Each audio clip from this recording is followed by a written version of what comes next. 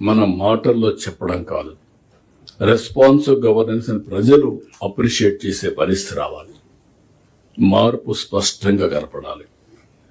Best practices అన్ని చోట్ల అమలు కావాలి. స్టేటే ఒక బెంచ్ మార్క్ అవ్వాలి. జిల్లా మధ్య, కలెక్టర్ల మధ్య పోటీ ఉండాలి.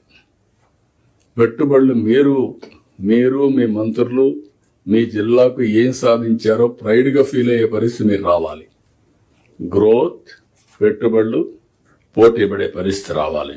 ఒకప్పుడు నేను మీ వెనకాల పడేవాడిని, మీరు అది చేయాలి, ఇది చేయాలి, ల్యాండ్ ఇవ్వాలి. నిన్న మొన్న చెప్పాను, మేము మిమ్మల్ని అడగడం కాదు, మీరు మమ్మల్ని అడగాలి.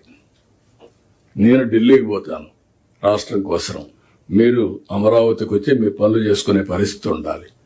ఆ పోటీ ఉంటేనే మీరు అనుకున్న లక్ష్యాన్ని మీరు నెరవేరుస్తారు. ఇంకొక పక్కన కలెక్టర్స్ మధ్యలో పోటీ ఉండాలి. జిల్లాకు పోటీ ఉండాలి. హెల్తీ కాంపిటీషన్ ఉండాలి. ఒకరికొకరు సహకరించుకోవాలి.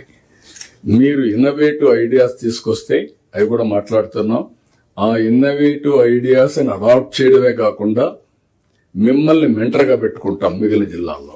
ఆ విధంగా 28 జిల్లాల్లో 28 బెస్ట్ ప్రాక్టీసెస్ మీరు తయారు చేసి దాన్ని నర్చర్ చేసి నెక్స్ట్ లెవెల్కి తీసుకునే పరిస్థితి రావాలి.